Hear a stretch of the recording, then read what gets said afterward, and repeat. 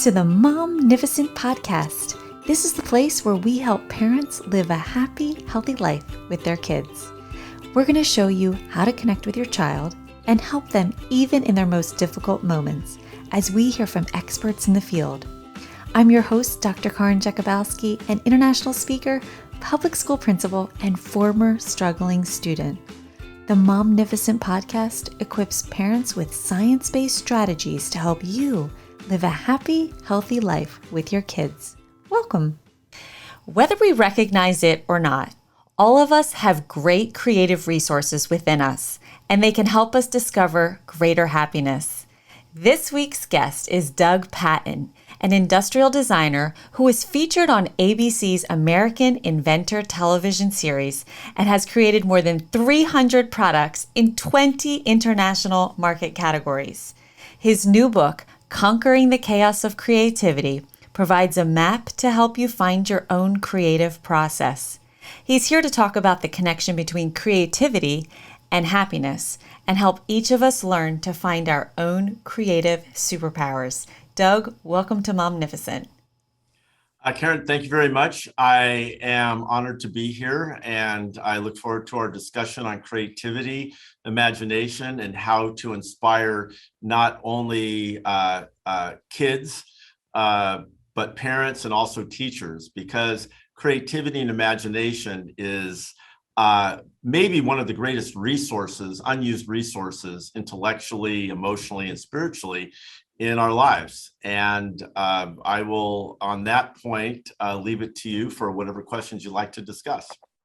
I love how you said unused resource, and it just had light bulbs go off in my mind because I'm so excited about tapping into this and helping our listeners learn even more about this to hopefully just really explode our kids in their future for what they can do and what they can become. So Doug, You've covered creativity in every aspect in your book. And I wondered, first of all, what made you realize what role creativity played, not just in your life, but for everyone? Well, for me, it was always intrinsic. Even when I was 6, I won an national art award, and for Converse tennis shoes had just happened, and I drew a lot of ads, and I got a background, a whole amazing array of playground equipment. And I've done science since I was a kid, and it was always something innate in me that moved forward. And I think the hard part right now is for people to realize is that in all of us, I was a very rare unicorn. Usually creativity and inspiration is ignored. It is maybe not intentionally, but it's just hasn't been focused on. And it is probably the most important thing that all of us have to navigate life's issues. So after, as I started my company in the early 80s, right out of college, I created hundreds of products in the last 40 years. But what was always most important were the ideas of how I created it, what was the process? And it always fascinated me. So I would record them in lab books, and I would then basically organize my thoughts. And people started asking me maybe 20 years ago, well, Doug, we would like you to speak on how you develop your ideas. And so it started rather organically. And then there came a point about 10 years ago where I said, it's time to write this book. I need to communicate this to other kindred spirits who have gone through the same difficulties as I did in high school, because I had a lot of questions. And if I could have had Plato and Kant and Berkeley, Hume and Descartes there for me to talk to, maybe I could have philosophically develop my thoughts, but I didn't. And so it became a more internal process. And I want to help children, parents, teachers now that also are feeling these same pangs, that maybe there is an important side to us that is ignored in education. That is the creativity and the immense possibilities that we have been bestowed upon us by God as creative souls. And so what I have, to answer your question more specifically, it is always for me been a transitional life journey of creativity that has been transformative with each new puzzle I had to solve. And with each creative transformation has been personal growth of problem solving, of understanding, of development. So then the book now is a compendium of all the things that I have learned that I want to start teaching. And since the book has been out in January, there's been quite an amazing amount of press, because most people think that when you want to solve a problem, you are solving a problem kind of analytically. But really, it is your emotion, your spirit, your psychology, and all the things that help push these, that create these constructs. And what's very important is that the essence of my book is empowering transformation. Each chapter teaches what our society and culture have not. It replenishes our inspiration, our imagination, and our courage. And if we could look at this as an opportunity to evolve our logic, emotion, and spirit in a way that how can I say it, frees your mind. And that journey has to start as a kindergarten kid, parent, teacher, and evolve all the way through your life. So that's a really long discussion point, but that gives you a little, how do I say, piece of my thought on that. Okay, so let's take each of those areas. So I've got a listener right now with a kindergarten, first or second grade child. What's something you would tell that parent about to help them foster this creativity just at that level? Okay. So I've created this book that I'm not trying to in any way sell it, but go to Amazon.com, go to Conquering the Chaos of Creativity, and you can get the book for only like $9 on Kindle and start reading about it, because all the processes and ideas are there contained in the book. But as a kind of a directive of what to do, I think the first, to put it into 3 simple steps, is try to do everything you can to ask your child about new ideas. Like spend 15 minutes asking them, let's create something together. Let's, like, keep it as a habit where you're going through creative exercises. And there's things in my book, there's other resources you can get.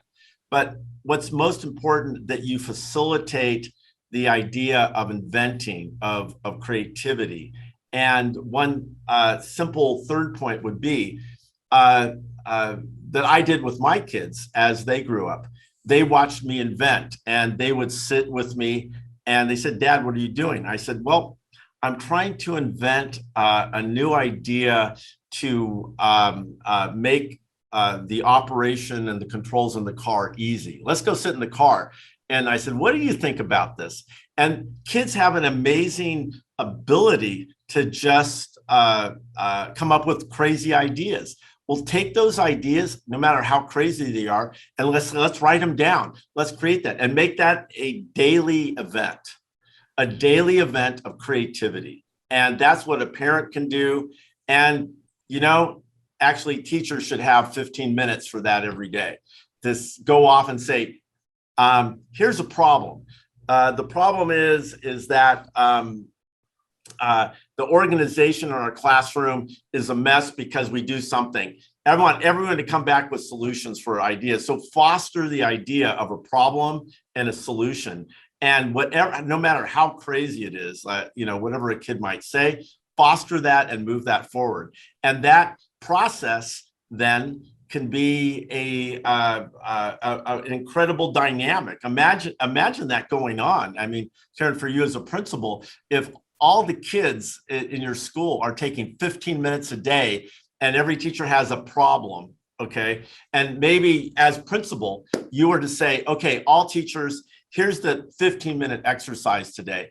Let's figure out how we hold your phone in your backpack or phone in your bike, and let everyone draw it, think it. So imagine that.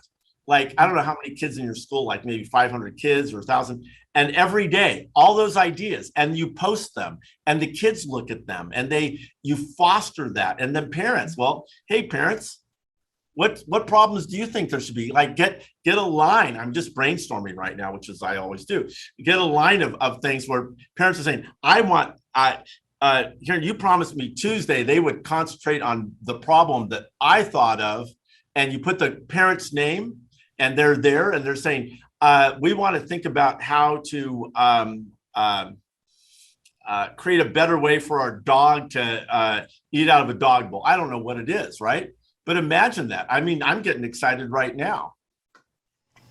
Oh, man. Well, that was the question I was going to ask you. What would you tell teachers when they might listen to this and be like, does he know how much we have to fit in a day, and our scope and sequence and all? And that was the question that I could hear my teacher saying. And I was like, okay, Doug, how do we help them? Well, it's like that. Okay, I'm brainstorming right now, that 15-minute rule. And okay, so let's say there's not 15 minutes in a day. Let's say it's not there. Well, it's something that has to be done for homework, and the teachers don't have to look at, and somehow the kids are publishing it on a website that they all can do, and they start interacting on their own. Everyone reads it, and you get the it's been a while since my kids have been in K through 6, but maybe you get whatever parent group going, and they're managing, and it has to be a grassroots effort. Yeah, because, organic. Because my sense of it is teachers are overworked, they're idealistic people, and to add something more on. But what if we don't teach creativity? What happens to our society? Are we nothing more than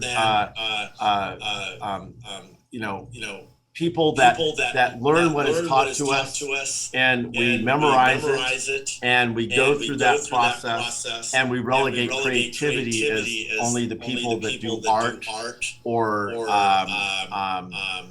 other things, dance or music. That is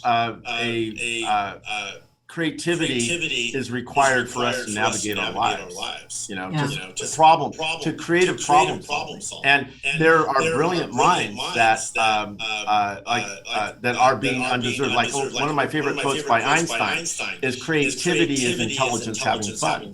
Right? So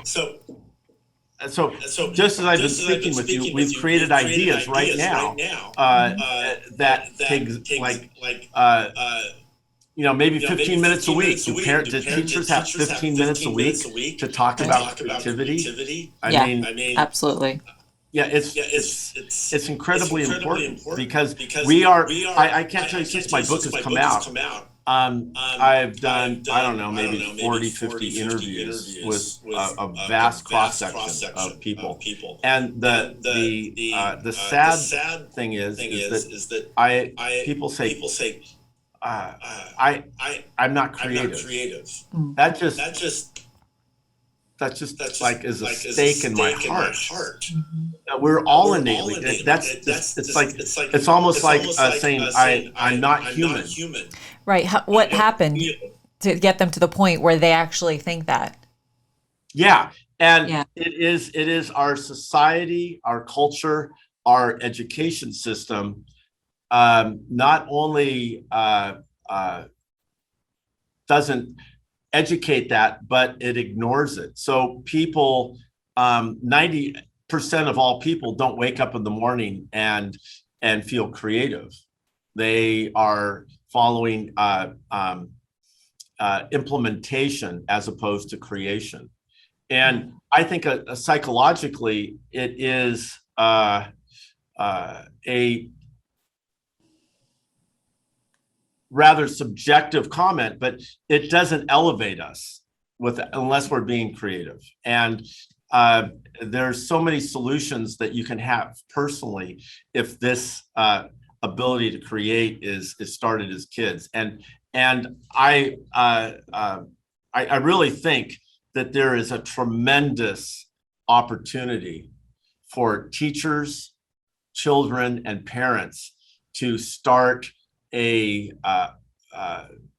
going to maybe overstep the boundaries of what's possible, a movement, little movements of creativity. Imagine that all over these 15-minute cycles of creativity that kids will do. And I even implore you as a principal at your school to say, we're going to do a 15-minute directive every day. There's going to be one thing, the kids think about it, and I don't care if kids say that some impossible idea of they're going to create a levitation machine that goes to Mars, that comes back, that fixes their dog's feeding bowl, or someone who really studies it.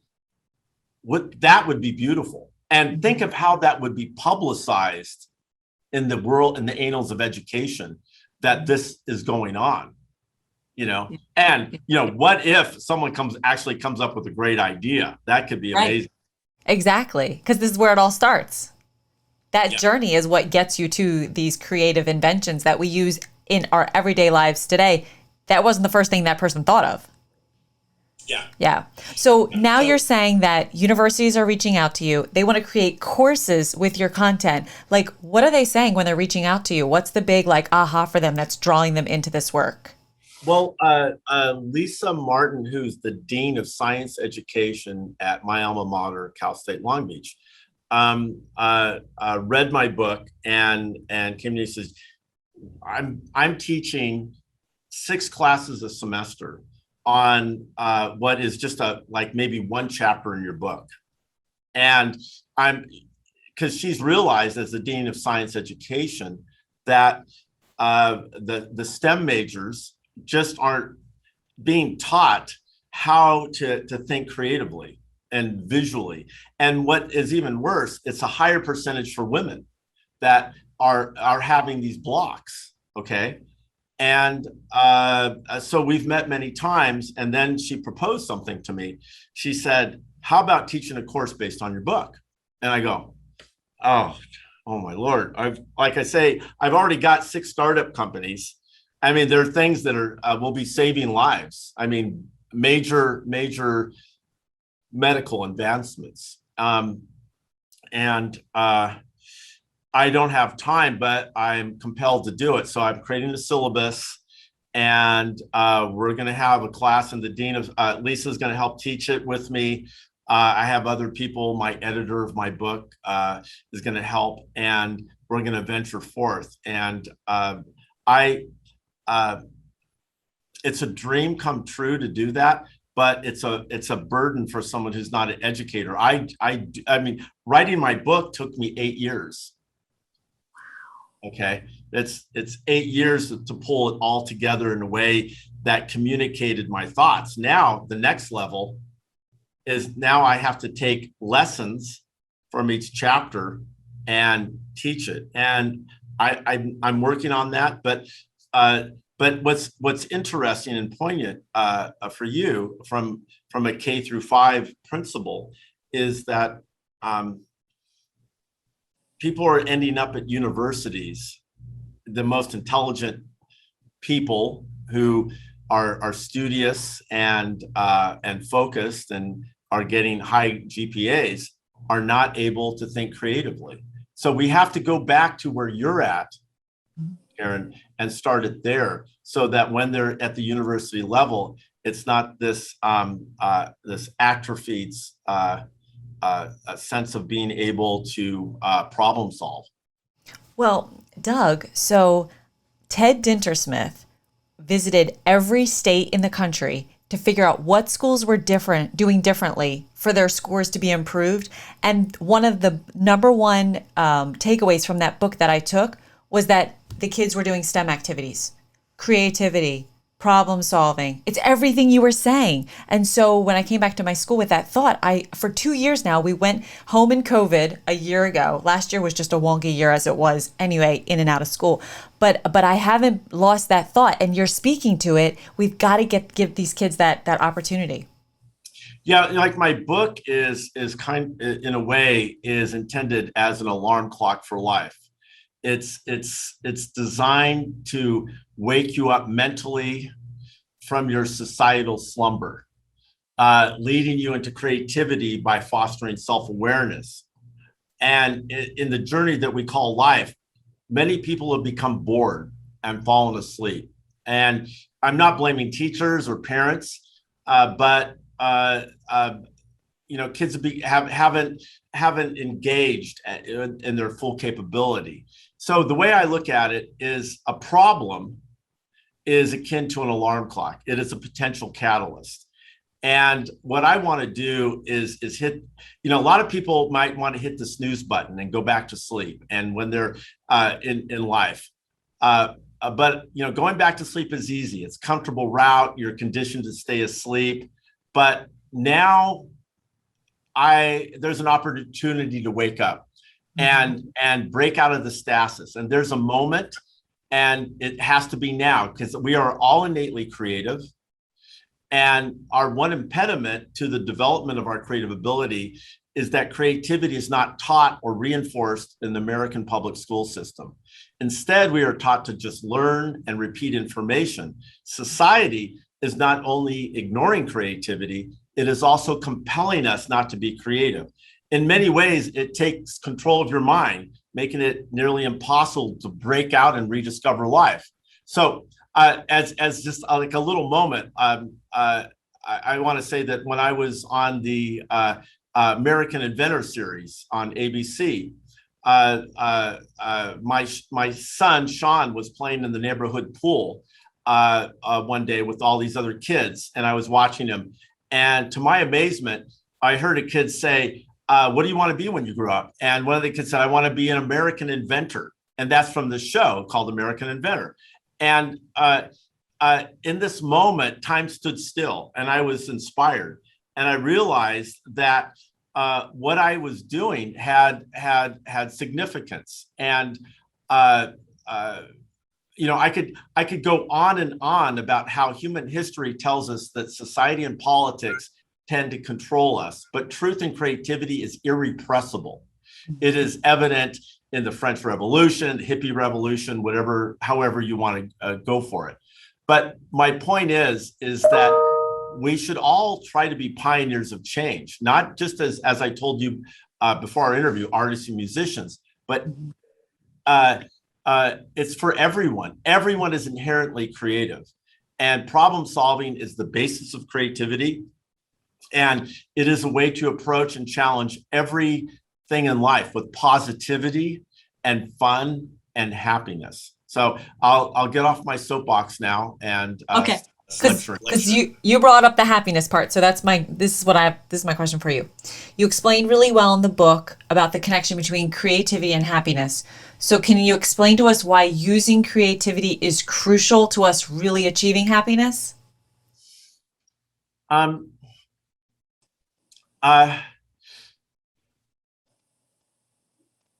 Happiness is something that I think relates to self-esteem, and it relates to your emotion, your spirit, and your intellect.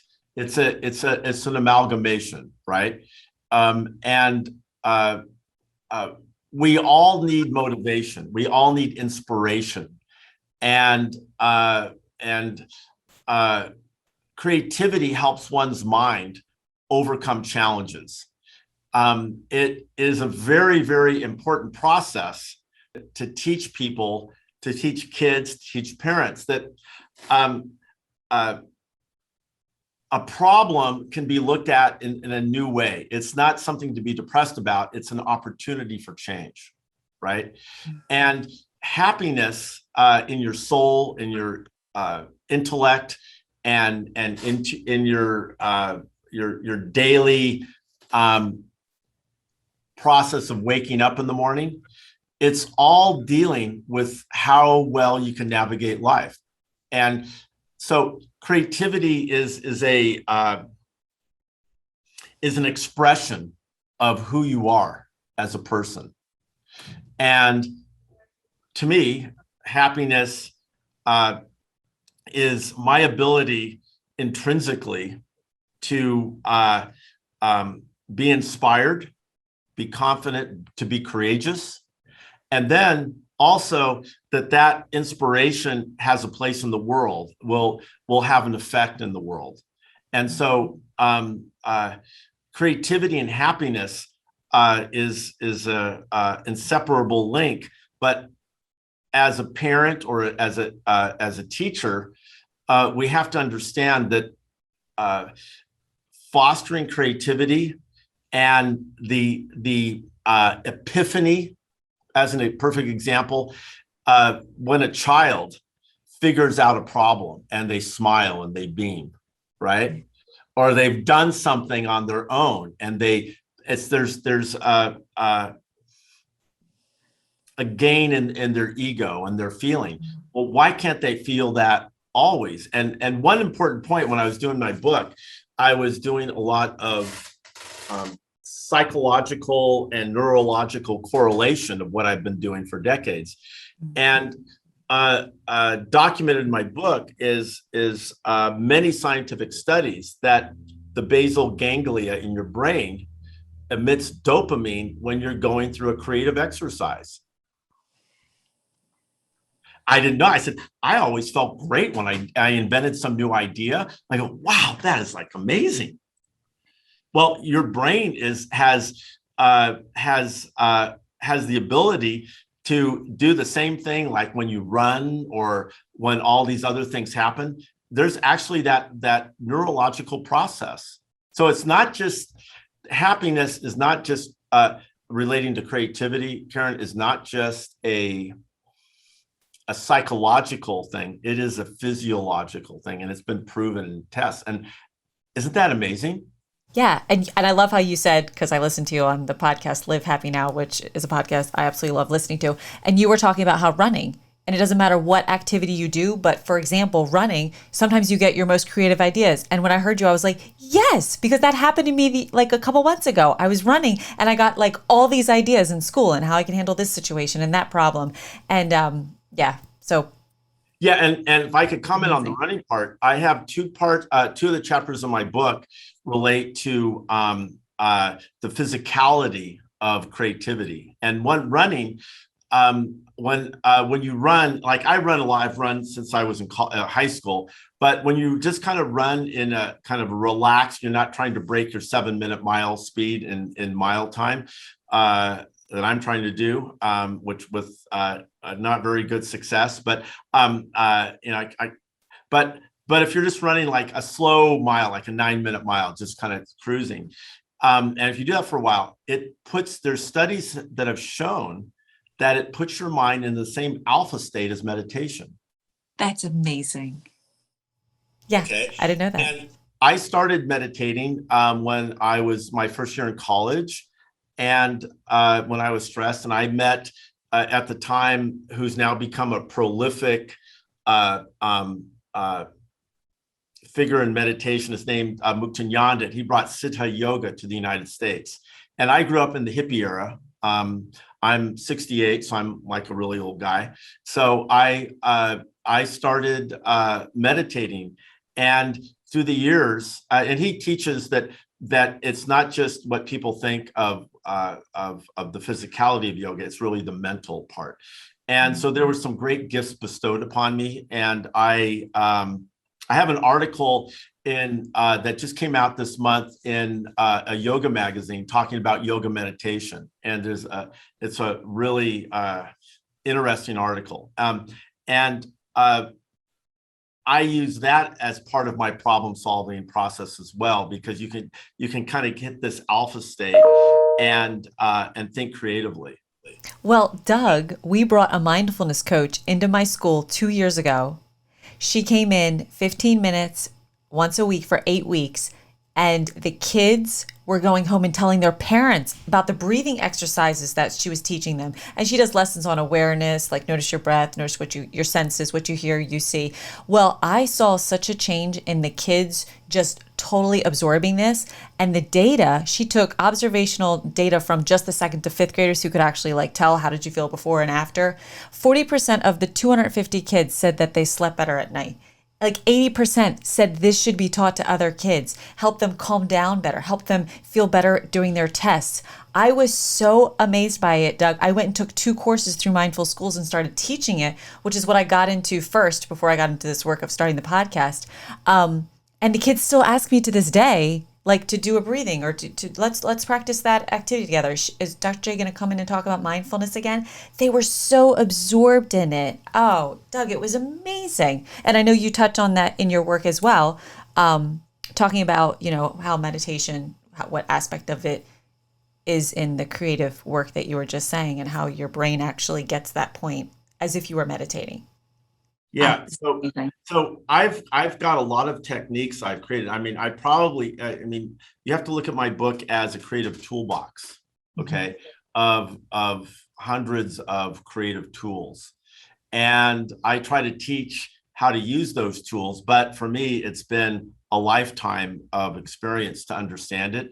But you can always start, right? You can always start. And I have to say this to anyone who's listening, as parents, as educators, and maybe even some pretty smart kids. Okay, in my book I present many paths to personalize creativity, and that's a very important process to intuitively think about how to unfurl your imagination and inspire discovery.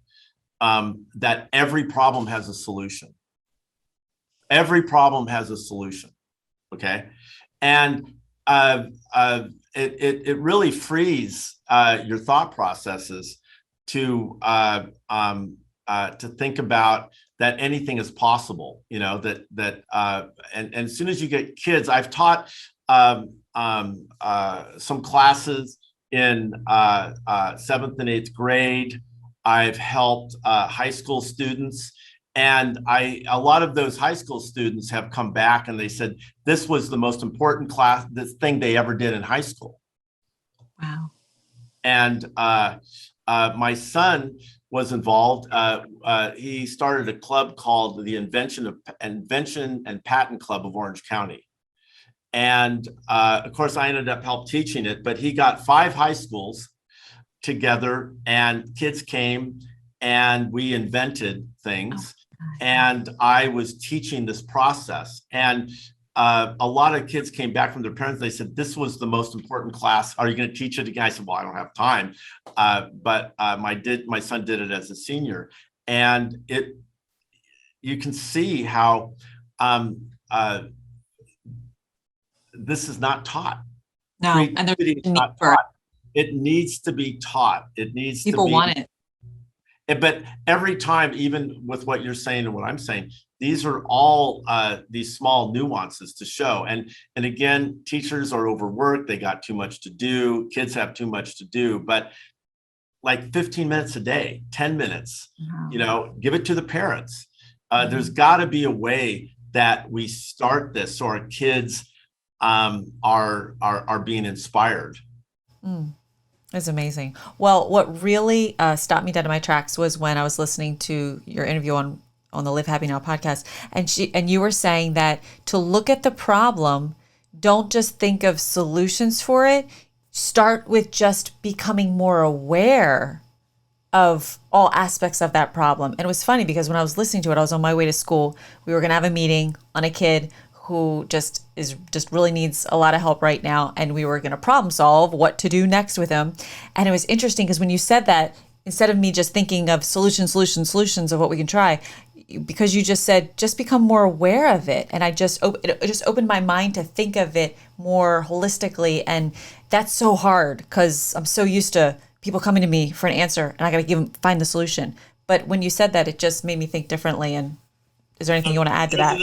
There's another quote of Einstein that you can see he's one of my favorite brains, is that if someone gave me an hour to solve an issue, I would spend 15 minutes on the problem statement and 5 minutes on the solution.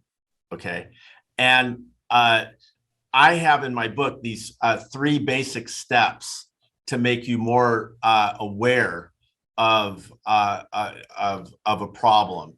And I can just tell you, one is called surrounding the problem statement with questions. So you write down what you think you want to solve, and then you write down every question that relates to it. It could be, and you got to write at least like 20 or 30 of them. And I even do this with people that work for me now that are highly educated and understanding that. And then you take all those questions and you put them like in an outline.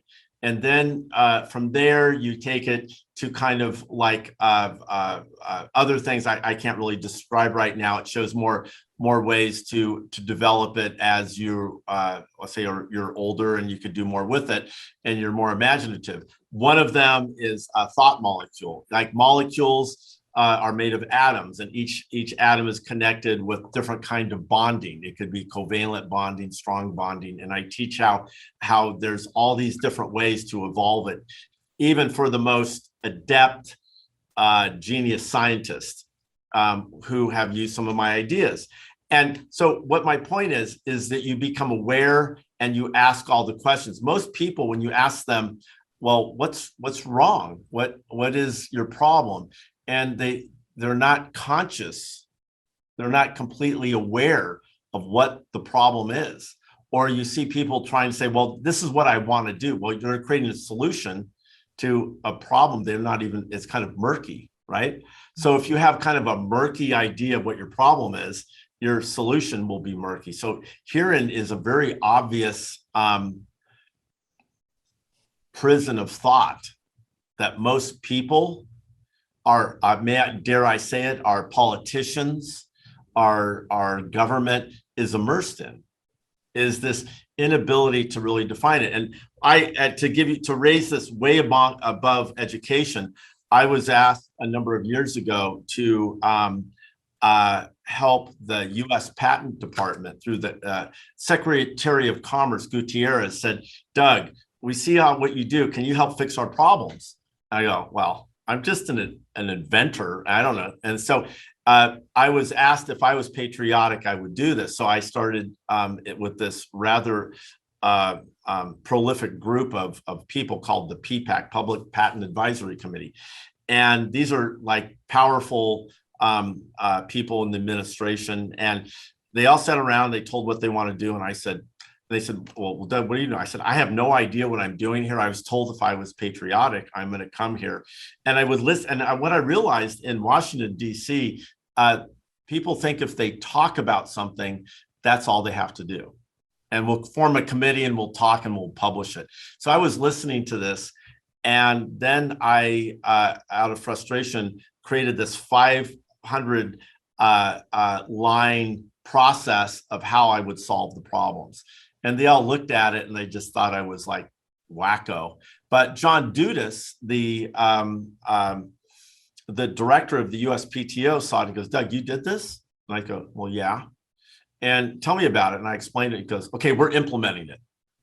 And I go, well, he said, John, I have like 10 projects going on at Patent Design. And normally for something like this, I need like 6 or 7 people. You got it. We'll put them in Washington and we'll do it. And it ended up being, I can't really get into it now because this goes beyond this interview, but we got every group in the United States to create a common problem statement. which took 6 months just to create something. And now in that process, I had every group, Democrat, Republican, special interests, whatever it is, all finally saying, here is something we agree on. Wow. And it was a foundation, and we solved problems that I can't elaborate on now, but it really was quite prolific. And I could go on and on about how I was asked by high-level people of Homeland Security to solve problems, and how it got mediated by the other forces in the government that just didn't want change. But that's a whole nother discussion point. But my point is this, is that being problem aware is the essence of life. And not to be afraid of them. Because so many times we complain about the problem, but then we just end there. But we're not aware. We're not educated to problems are fearful. Mm-hmm. They're hard to cope with. They're depressing. Mm-hmm. They scare us. But I look at it a different way. It's a wondrous opportunity. It's a time for change. It's a time for improvement. It's all about perspective. It's all about creativity is happiness, right? Mm-hmm. And if you have that view, now you start connecting all the parts of your psychology as a teacher, a student, or a parent of here's ideas that can help. Let's just think about really understanding every part of it. And every great problem statement has the solution contained within it. It's a very important aspect. But I'm going into what I'm going to have to start teaching at the university level. But it is true. And the problem statement is hard. It is immensely hard. It is logic, and we're not taught how to do that. But problem awareness is essential for navigating life. Most people go through life and they haven't even spent the time to think about why they're upset, really understanding. And that's what the Freudian process of psychology is, right? The therapist helps question why are you like this? How do you feel, right? Yeah. And that's the essence of creativity that we can all do. We don't need therapists for that. All right. So Doug, we're going to have you back on this show again. Okay. But in closing, I'm going to wrap this up because I want to be sensitive to your time, but I appreciate you taking the time to share this with us today. Tell us how can our lives improve when we start tapping into that creativity and really create a relationship with our creativity? Okay. Let's see, how do I go this? Let's just say right now, it's time to take off and fly with your empowered imagination. And let's say that you have that. You've developed a process of problem solving that's intuitive, and you've found a way to empower your dreams. And my greatest hope is that you find a path that will be uniquely yours, personified to fit your mind, your body, and spirit, that emboldens freedom within you. I want to say that everyone is capable of transforming your dreams into reality and using the guiding light of self-discovery to imagine more. Imagination empowers your mind, body, and spirit, and inspires you to fearlessly jump off the cliff of creativity with confidence. Okay.